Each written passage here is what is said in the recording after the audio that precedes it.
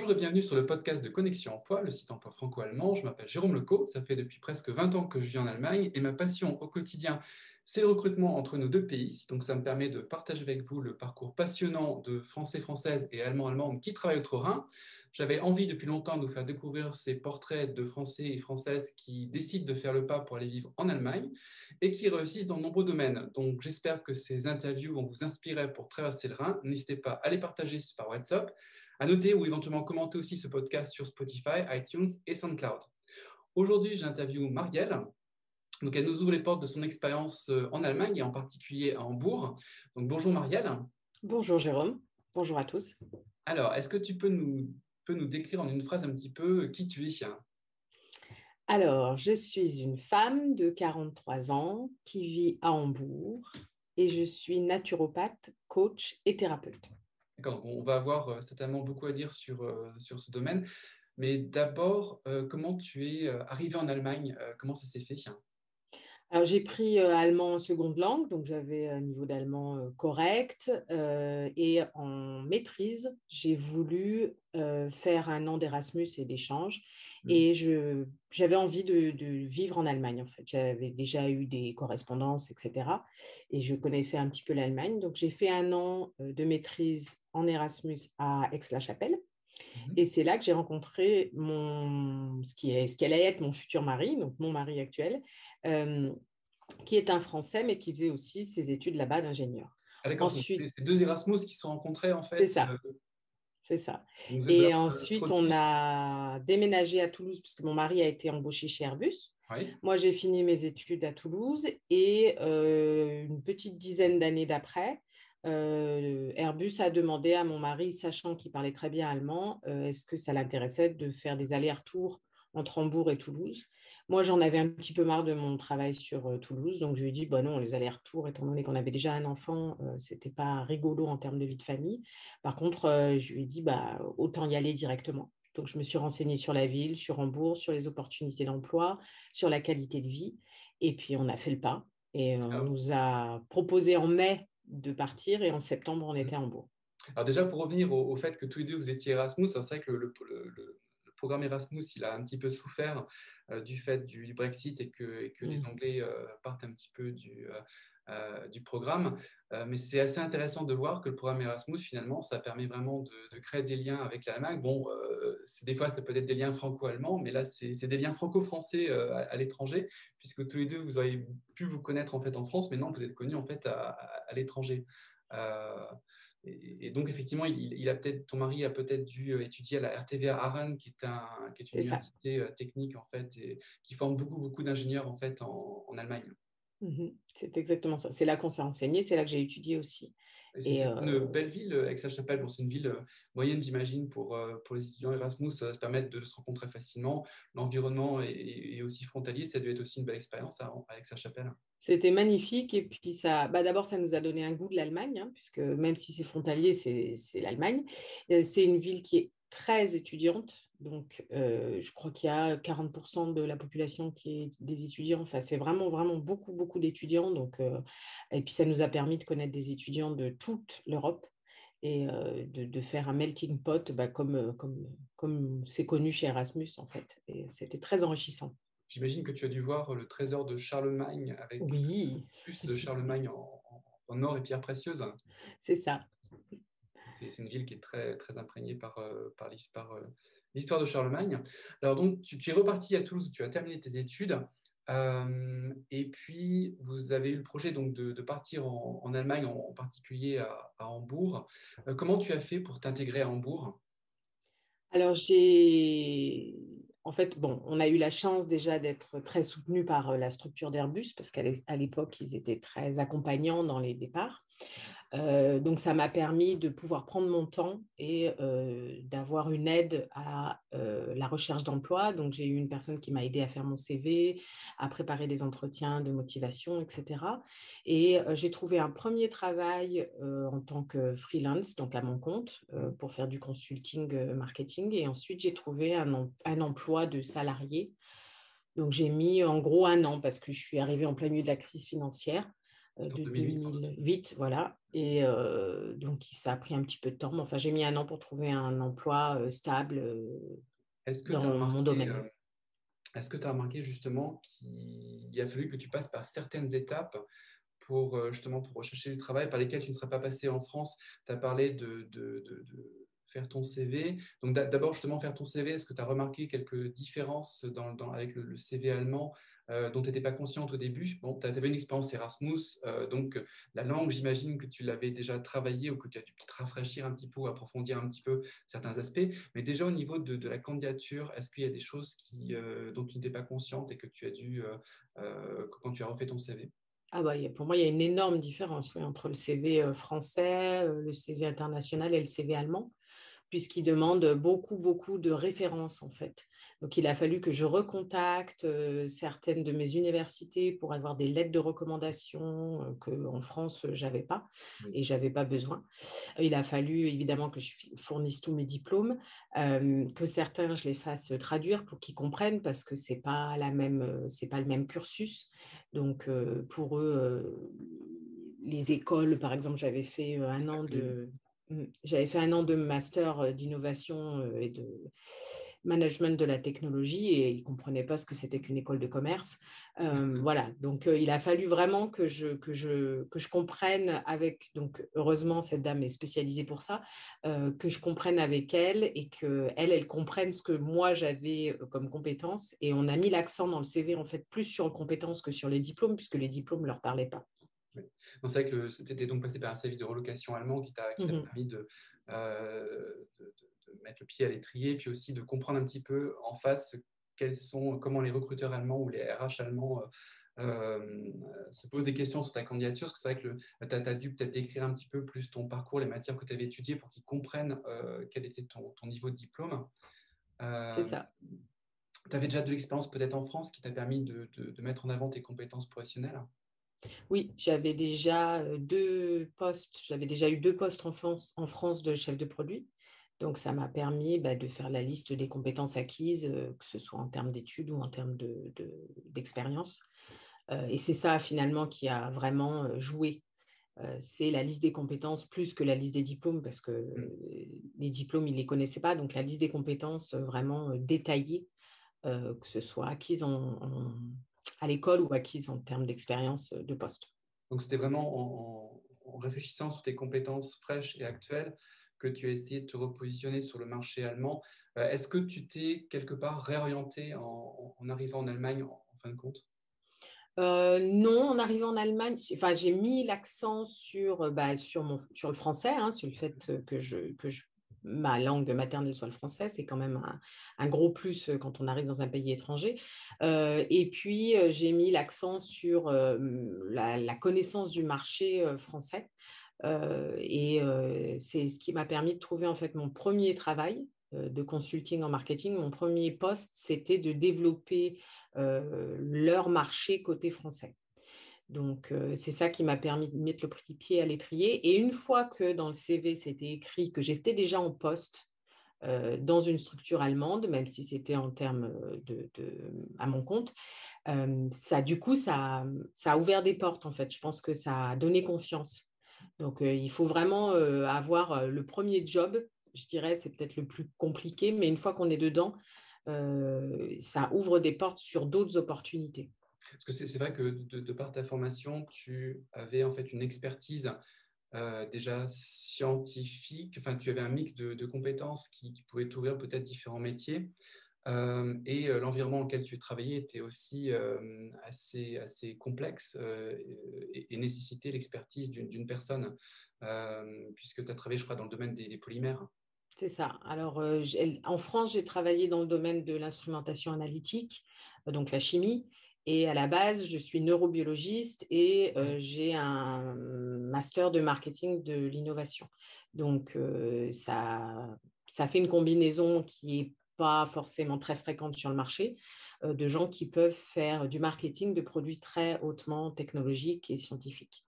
Est-ce qu'au niveau du travail, est-ce que tu as eu une expérience de plus de 10 ans dans cet environnement, ensuite à Hambourg, je crois, est-ce que tu as remarqué au début en travaillant dans cet environnement des particularités dans la façon de travailler On pourrait parler de différences franco-allemandes, mais est-ce que tu as noté peut-être quelques attentes différentes ou quelques façons de travailler un petit peu différentes dont il a fallu être consciente?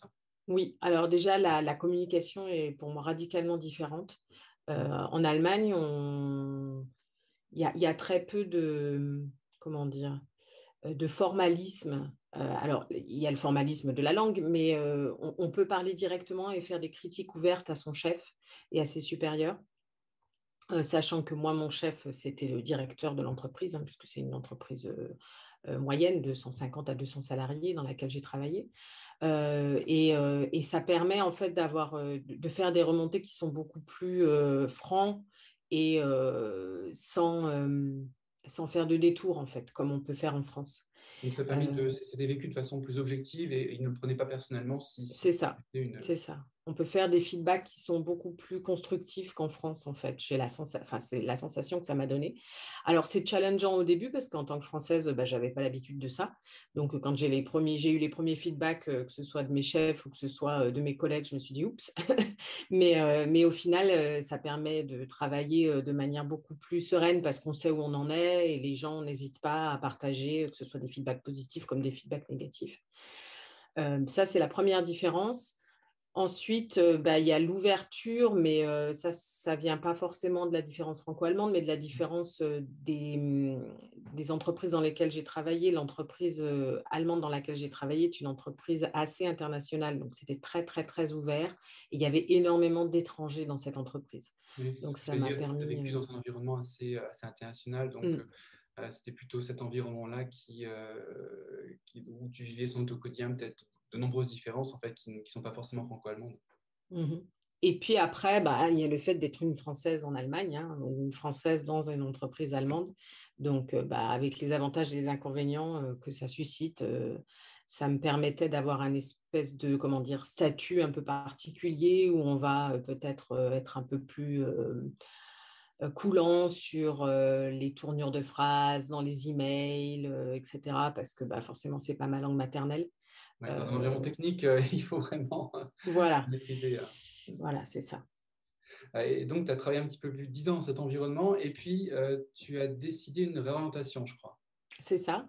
En fait, j'avais envie de revenir d'abord à la biologie et à la médecine, à l'accompagnement de l'humain. J'avais envie de redonner un peu du sens à mon projet professionnel. Donc, je me suis renseignée et comme j'étais moi-même accompagnée par une naturopathe et la naturopathie ayant un statut radicalement différent en Allemagne par rapport à la France, Ah, qu'est-ce que c'est c'est… justement la naturopathie en Allemagne? Alors, la naturopathie en Allemagne, c'est donc les Heilpraktiker ou Heilpraktikerin. C'est un statut qui est reconnu, c'est-à-dire que c'est un diplôme d'État. Le naturopathe passe un diplôme organisé par l'État et qui lui permet d'avoir un statut de métier de soins, Heilberuf. Donc, c'est un statut financier différent. C'est le même statut qu'un médecin, sans TVA, etc. C'est un statut en termes de reconnaissance, donc reconnu. Et ça permet donc aux naturopathes de poser un diagnostic et de faire des prises de sang, de faire des gestes qui sont invasifs, Ah, d'accord, oui. ce qui est totalement différent du naturopathe en France qui ne va pas avoir le droit d'avoir ces gestes-là, puisque ça serait un exercice illégal de la médecine. Et en France, il n'y a que les médecins qui ont ces droits-là. Et la profession de la naturopathie en France n'est pas du tout reconnue. C'est-à-dire que se dit naturopathe à peu près qui veut, alors qu'en Allemagne, l'examen est extrêmement et de plus en plus intransigeant et exigeant. Il y a à peu près aujourd'hui à Hambourg 92% d'échecs à l'examen. Et c'est organisé par le ministère de la Santé de Hambourg ou le ministère de la Santé de chaque Bundesland. Et c'est un examen qui est un écrit avec des questions à choix multiples, ensuite un oral, et l'oral se passe devant des médecins qui posent des cas pratiques. Donc, c'est une profession qui est très médicalisée dans son savoir, c'est-à-dire qu'on demande vraiment aux naturopathes d'avoir à peu près l'équivalent d'un savoir théorique d'un médecin C'est une formation que tu as généraliste. faite à l'université? Non, alors la formation en fait est libre, c'est-à-dire qu'on peut se présenter en candidat libre, on peut faire une école, etc. Par contre, ce qui est validé, ce sont les compétences. D'accord. Et quelles sont la nature des soins en fait qu'on exerce auprès des patients? Donc, le diplôme d'État, en fait, il est focalisé sur les compétences médicales et il n'est pas focalisé sur les compétences de naturopathie. C'est-à-dire qu'il est là pour vérifier que les naturopathes ont des compétences médicales qui font que ces personnes ne vont pas engendrer de problèmes chez leurs patients. Par contre, le naturopathe, lui, il n'est pas là pour remplacer la médecine, il est là pour éventuellement la compléter. Mhm. Donc, les naturopathes voient euh, l'accompagnement d'un humain dans son ensemble, que ce soit au niveau psychique, physique, physiologique, et ils vont donc être là pour accompagner une personne. Alors, ça peut être du préventif, c'est-à-dire Mhm. quelqu'un peut venir et dire, voilà, je me rends compte que mon alimentation, mon mode de vie, ça ne va pas du tout, que bah, je me sens mal dans ma vie, j'ai pas d'énergie, voilà, sans avoir forcément de maladie. Et donc, le naturopathe peut l'aider à revoir complètement son mode de vie, son alimentation, son activité sportive, sa gestion du stress, etc. Et ça peut aussi être dans du curatif, c'est-à-dire quelqu'un peut venir avec une maladie chronique et dire, voilà, j'ai déjà des traitements médicaux, Mhm. euh, sur cette maladie-là, mais j'aimerais qu'ensemble, on regarde un peu plus profondément d'où peut venir cette maladie, comment on peut diminuer ou accompagner certains symptômes. On peut, par exemple, en tant que naturopathe, faire un accompagnement même d'une chimiothérapie, par exemple. On ne va évidemment pas remplacer ou arrêter la chimiothérapie. On va accompagner la personne pour diminuer les symptômes négatifs de la chimiothérapie. Donc, les patients sont des personnes qui ont subi peut-être des chocs, des traumatismes, et qui viennent vers toi, qui présentent différents symptômes et qui sont déjà suivis au niveau médical. Euh, Mhm. et tu vas leur proposer peut-être un programme, un accompagnement pour les aider aussi à améliorer leur bien-être. C'est ça, améliorer le bien-être, améliorer la qualité de vie, que ce soit bah, parce qu'on ne se sent pas très bien dans sa vie ou que ce soit parce qu'on a une maladie qui est, par exemple, les allergies, c'est typique. Les gens qui ont beaucoup d'allergies, essayer de comprendre d'où vient l'allergie, etc. Essayer d'améliorer globalement la qualité de vie de la personne. Ou alors l'exemple aussi typique, c'est quelqu'un qui a fait un infarctus, donc il sait qu'il faut qu'il change quelque chose dans sa vie. Le cardiologue lui a dit qu'il fallait qu'il arrête de fumer, qu'il mange moins de gras et qu'il se mette au sport, sauf qu'il ne sait pas comment faire. Donc, il va pouvoir venir voir un naturopathe pour ensuite bah, avoir des conseils sur qu'est-ce qui va lui convenir à lui et comment faire étape par étape pour changer sa qualité de vie, en fait. Donc, tu proposes différents types d'accompagnement pour aider ces personnes. Alors, quelles sont j'imagine que tu dois proposer des solutions un petit peu d'accompagnement variées. Est-ce que tu peux en donner quelques-unes? Alors, ma spécialité, c'est que en plus de la naturopathie, je suis coach. Donc, le coaching, la différence avec la thérapie, c'est qu'on est fixé sur un objectif à atteindre et on va être dans le questionnement de la personne pour la confronter à ses mécanismes, ses peurs, ses blocages, ses ressources et l'aider à mobiliser tout ça pour arriver à atteindre son objectif. Donc, quand on combine la thérapie, qu'elle soit psychique ou physiologique, avec toutes les méthodes que j'ai apprises en naturopathie, avec le coaching, ça permet vraiment d'atteindre un objectif et d'aider la personne dans son ensemble.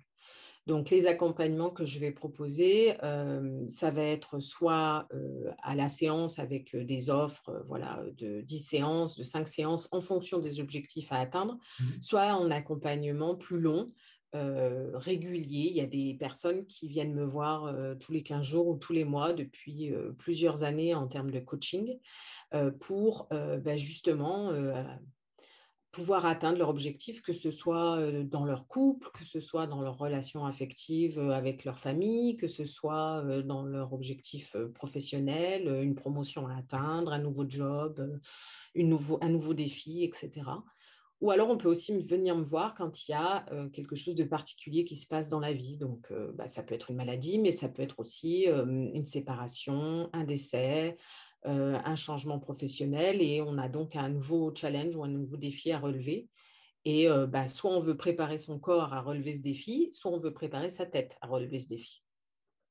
Alors, tu es amené certainement à traiter peut-être des Français. Est-ce que la langue joue un rôle justement pour créer une proximité avec le patient? Tu es aussi peut-être amené à travailler avec des personnes allemandes de langue allemande? Oui. Alors, je travaille avec les deux, les trois même, je travaille même avec des anglophones. Alors, c'est sûr que la langue est un aspect important et la culture aussi. C'est pour ça que je trouve toujours plus facile pour moi de travailler avec des Allemands ou des Français plutôt que des anglophones, hein, même Mhm. si effectivement je le fais, parce que les expressions, ce qui va être caché sous les mots, c'est quelque chose d'important. Or, maintenant, ça fait 11 ans que je vis en Allemagne, j'ai quand même une culture, et puis j'ai travaillé pendant 11 ans dans une entreprise allemande, donc j'ai quand même une culture allemande qui me permet justement de faire ces liens et d'aller voir les sous-entendus et ce qui est entre les lignes, entre guillemets. Et en français, oui, évidemment, j'accompagne aussi les Français. J'ai vu sur ton site internet que tu as un programme qui s'appelle Objectif Tournesol. C'est amusant Moi, je pense toujours au docteur Tournesol en fait quand je pense au mot tournesol. Est-ce que tu peux nous dire un petit peu plus sur ton programme? Alors, ce programme-là, il est spécialisé pour les entrepreneurs. Ah, C'est un d'accord. programme qui est un petit peu plus coaching business. Ouais. C'est pour aller voir avec les entrepreneurs, qu'ils soient débutants ou qu'ils soient bloqués, qu'est-ce qui les bloque. Donc, il peut y avoir un peu de consulting puisque je suis spécialisée en marketing, Mhm. mais il y a surtout beaucoup de mise en place de ressources et d'énergie parce que quand on fait de l'entrepreneuriat, c'est quelque chose qui est en général très énergivore. Oui. Et donc, c'est aller voir avec les personnes quelles sont les ressources qu'elles peuvent utiliser, est-ce que leur rythme et leur mode de vie est adapté à elles, comment éviter le burn-out, comment remobiliser son énergie, etc. Donc, on peut aller voir l'alimentation, on peut aller voir le rythme, on peut aller voir la séparation, parce que c'est souvent très difficile quand on est entrepreneur de séparer sa vie privée et sa vie professionnelle. Voilà, on peut aller voir la pose de limite, etc. Donc ça, c'est plus sur l'énergie. Et puis après, on peut aller voir aussi tout ce qui est l'état d'esprit. Donc, Ah, par tout à fait. exemple, la relation à l'argent. Est-ce que j'ai pas de blocage dans ma relation à l'argent? Est-ce que je Ouais. vois l'argent comme un moyen ou est-ce que c'est limitant? Mhm. Etc., etc. La vente, il y a beaucoup de gens qui ont des blocages vis-à-vis de la vente, de l'offre de service, le fait de se mettre en avant, la visibilité. Ouais. Voilà. On peut aller voir tous ces blocages-là et travailler l'état d'esprit pour que la personne soit beaucoup plus en phase avec ce qu'elle fait et du coup augmente sa réussite. Oui, non, c'est très intéressant la variété des domaines dans lesquels tu interviens. Alors, justement, depuis un an, puisqu'on là, on est encore dans le corona, tu as peut-être vu des nouvelles problématiques qui sont apparues de stress par rapport à des personnes qui ont vécu de grands changements dans leur environnement personnel, peut-être aussi professionnel. Est-ce que c'est devenu visible depuis un an, cette tendance? Alors, je dirais le corona n'a rien amené de nouveau, il a juste maximisé les crises, Oui.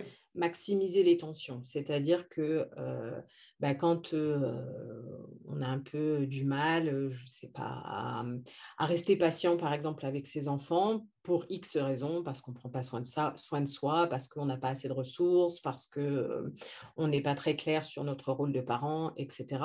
Quand on se retrouve avec les parents, avec les enfants 24-24 en confinement, ça met en fait le doigt sur quelque chose qui était déjà problématique, mais qui était caché parce qu'on avait les enfants un peu moins souvent.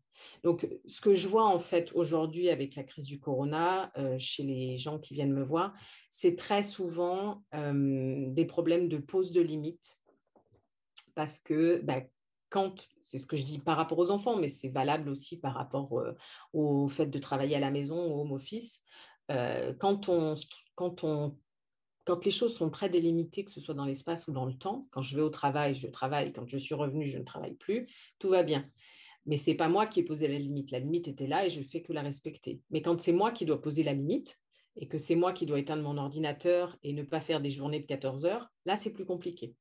Donc, c'est ça, en fait, souvent que je retrouve. Alors, c'est visible beaucoup chez les mères parce qu'évidemment, encore une fois, le corona a maximisé les différences hommes-femmes. Et comme il y avait beaucoup de femmes qui étaient, surtout en Allemagne, qui étaient à mi-temps ou qui sont à temps partiel, eh bien, ce sont elles qui prennent en charge beaucoup les enfants. Donc, ils sont confrontés à ces poses de limites. Et en fait, c'est ça que le corona a mis en exergue. C'est tous les problèmes qui étaient déjà existants, des problèmes de couple qui étaient déjà existants, mais qui sont maximisés par le fait d'être 24 sur 24 ensemble. Voilà. Et donc, tu as dû voir passer pas forcément de nouveaux problèmes, mais des problèmes qui ont été mis en avant par l'arrivée du virus, en fait. C'est ça. Donc, ça fait un petit peu plus, ton activité, tu l'as commencé depuis combien de temps maintenant? Alors, je suis coach de vie depuis 3 ans et je suis Heilpraktikerin depuis quelques mois, puisque j'ai réussi mon examen en décembre. D'accord. Déjà dans le coaching, tu as dû accompagner des personnes sur du long terme. Donc, ça va être très intéressant de pouvoir accompagner des personnes sur du long terme pour voir de quelle façon elles vont de l'avant et de quelle façon ton accompagnement agit auprès d'elles. En fait, le long terme a le gros avantage, effectivement, de pouvoir travailler sur des sujets de fond et de vraiment voir sur des sujets de fond, par exemple l'affirmation de soi, de voir la personne évoluer dans plusieurs domaines. Le court terme a aussi le gros avantage de voir que, par exemple, en 3 séances, on peut débloquer un sujet. Alors évidemment, ça ne va pas être des sujets de fond, on ne va pas travailler sur la même profondeur, mais en 3 séances, on peut déjà faire avancer une personne. Donc, c'est toujours très satisfaisant de voir que même avec peu de temps, on peut déjà débloquer des situations. Alors, autre question pour terminer ce podcast. Qu'est-ce que tu conseillerais à des personnes qui arrivent à Hambourg pour mettre pied à Hambourg?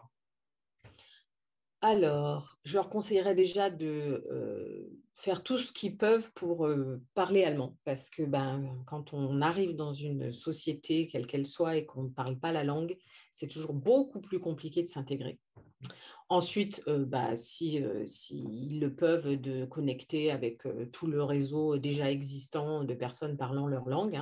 En France, pour le côté français, il y a un gros réseau à Hambourg, donc c'est très agréable aussi. Et puis, de ne pas hésiter à parler même si leur niveau n'est pas parfait, et donc à postuler pour des postes même si leur niveau n'est pas parfait en termes de langue allemande. Et Parce trop que de les marge de Allemands, manœuvre. Et trop de marge de manœuvre. ouais. Et puis les Allemands sont très ouverts parce qu'ils savent que leur langue est compliquée, ils savent que leur langue n'est pas parlée Ils ont peut-être dans... plus de patience que nous avec, on ne C'est tolère ça, pas des fois les erreurs de français, mais par contre, les Allemands, bon, à c'est partir du moment où on ça. a réussi à faire passer le message, peut-être qu'ils ne sont pas très regardants. Exactement. Et puis, oui, ils savent bien que l'allemand n'est pas parlé dans 70 pays au monde, donc ils sont relativement reconnaissants en fait qu'on parle leur langue. Et c'est très drôle au début parce que moi, ça me paraissait une évidence. Je vais en Allemagne, je vais parler allemand. Mais au final, ils sont très ouverts là-dessus et de ne pas faire l'erreur, si on le peut, je sais que c'est compliqué, Oui. mais de ne pas faire l'erreur de passer en anglais et de ne pas apprendre l'allemand parce que ce n'est pas la même intégration quand même. Ouais, c'est se fermer des portes, ce serait dommage. Mais en C'est tout cas, ça. je te remercie pour ces conseils, Marielle, et puis donc je te souhaite encore un bon accompagnement auprès de personnes à Hambourg ou d'ailleurs. Et je te remercie donc pour cette présentation. Merci beaucoup pour ton invitation. Oui, merci, bonne journée. Merci, au revoir. Au revoir.